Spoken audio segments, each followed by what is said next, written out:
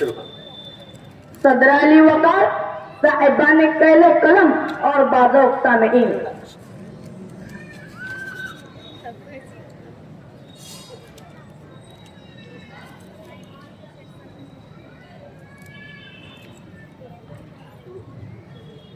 صدر علی وقار صاحبان قیل و قلم اور بازوق سامعین، جلائے پادشاہی ہو کہ جمہوری تماشا ہو، جدا ہو دین سیاست سے تو رہ جاتی ہے چنگیزی۔ حاضرین مجلس، کیا سیاست سے اسلام کا کوئی تعلق نہیں؟ کیا دین صرف عبادت و ریاضت اور تجارت و وراثت کا نام ہے؟ کیا آپ صلی اللہ علیہ وسلم جنگی فنون کے ماہر نہیں تھے؟ کیا آپ نے رسوم و رواج، اغیار باطل کی خرد و برد اور آمیزش سے اسلامی تعلیمات کو بچانے کے لیے صفا کا مدرسہ قائم نہیں کیا تھا؟ کیا آپ نے سرحدوں کی حفاظت کا انتظام نہیں کیا تھا؟ کیا آپ نے مسجد نبی کو شہر کے قلب میں عبادت، سیاست، تربیت، ثقافت، قیادت اور تعلیم کا مرکز نہیں بنایا تھا؟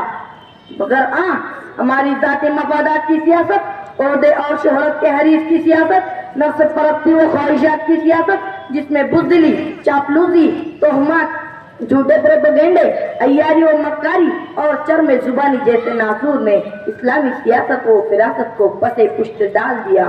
اس لیے آج میں نے عنوان منتخب کیا ہے، آپ صلی اللہ علیہ وسلم کی سیاسی فراست۔ جی ہاں حاضرین گرامی، آپ صلی اللہ علیہ وسلم کی سیاسی فراست، حکمت و آگہی، تدبر و دانش مندی، سیانت و قیادت، عدل و انصاف، عفو و درگزر اور محبت و اخوت جیسی رخشندہ صفات سے لبریز تھی۔ آپ کی رگ رگ میں سیاسی فراست کا لہو سرگردہ تھا۔ اگر آپ سیاست نبوی کے سچے عاشق ہیں تو آپ صلی اللہ علیہ وسلم کی مدنی زندگی کا مطالعہ کریں۔ اگر آپ سیاست نبوی کے شیدائی ہیں تو حجر اسود کی تنصیب کا منصفانہ کردار دیکھیں۔ اگر آپ سیاست و فراست کے متلاشی ہیں تو مکہ والوں کو تجارتی شاہراہ کی ناکہ بندی کر کے زور توڑ نہ دیکھے تو کبھی فتح مکہ کے موقع پر دشمن کو تیاری کی مہلت دیے بغیر اپنی گرفت میں لینا دیکھے تو کبھی غزوہ بنو مستلق میں مخالف راستہ اختیار کر کے دشمن کو دھوکے میں ڈالنا دیکھے تو کبھی معرکہ بدر میں نقشہ جنگ اپنے حق میں بنانا دیکھے تو کبھی غزوہ خندق میں خندق کھود کر نئی دفاعی تدبیر اختیار کرنا دیکھے۔ حاضرین گرامی، آپ کی سیاسی فراست کا اس سے بڑا معجزہ اور کیا ہوگا کہ ایک قطرہ بھی خون بہائے بغیر محض میثاق و معاہدہ کے ذریعے اندرونی بیرونی کلکشار پر قدغن لگاتے ہوئے بآسانی سلطنت اسلامی کی بنیاد رکھی۔ آپ نے قرض و صدقے کا نظام رائج کر کے معاشرے کو سودی لعنت سے پاک و صاف کیا۔ آپ کی خداداد بصیرت نے بیت عقبہ اولیٰ اور بیت عقبہ ثانیہ کے ذریعے سرزمین مدینہ کو اسلامی فلاح و بہبود کے لیے ہموار کیا۔ یہی نہیں، حجاز مقدس کے اس عظیم شہنشاہ کی سیاسی فراست نے حدیبیہ کی صلح میں اسلامی فتح مبین کا دیدار کر لیا تھا۔ اللہ اکبر! جس کے بعد اسلامی لشکر بغیر جنگ و جدل کے فاتحانہ شان سے مکہ میں داخل ہوا۔ ریاست مدینہ کا 10 سالہ نظام دفاع بھی آپ کی سیاسی فراست کا پختہ ثبوت ہے۔ اسی طرح ہجرت مدینہ کا وہ پرقطر سفر بھی جس میں آپ نے رخ شمال کی بجائے جنوب فرمایا، آپ کی سیاسی فراست کی عکاسی کا مظہر ہے۔ یہ عشق نہیں آتا، بس اتنا سمجھ لیجئے ایک آگ کا دریا ہے اور ڈوب کے جانا ہے۔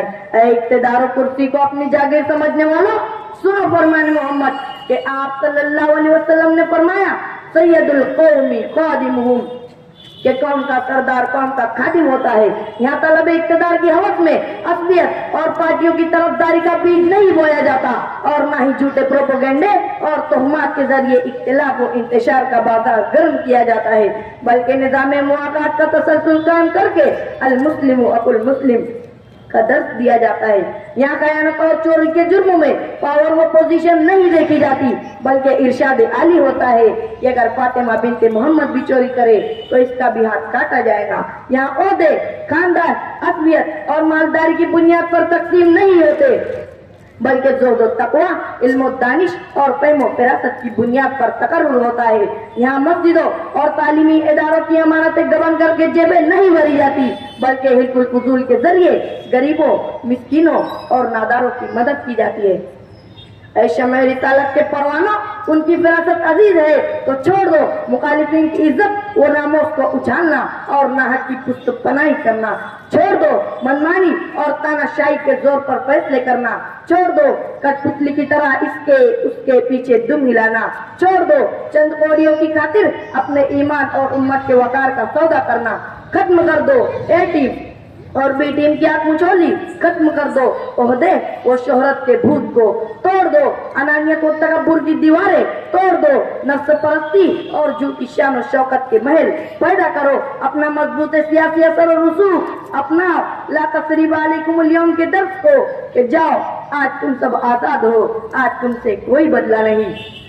باندھو بھوکے پیٹ پر مجاہدین خندق کی طرح صبر و استقلال کے پتھر، تاکہ اڑ جائے آندھیوں میں باطل کے خیمے اقتدار، اور بن جاؤ مجاہدین بدر کی طرح ایک لشکر جرار، تاکہ سجا دیا جائے تمہاری ہتھیلیوں پر ہندوستانی تاج۔ قوت عشق سے ہر پست کو بالا کر دے، دہر میں اس میں محمد سے اجالا کر دے۔ خدا حافظ۔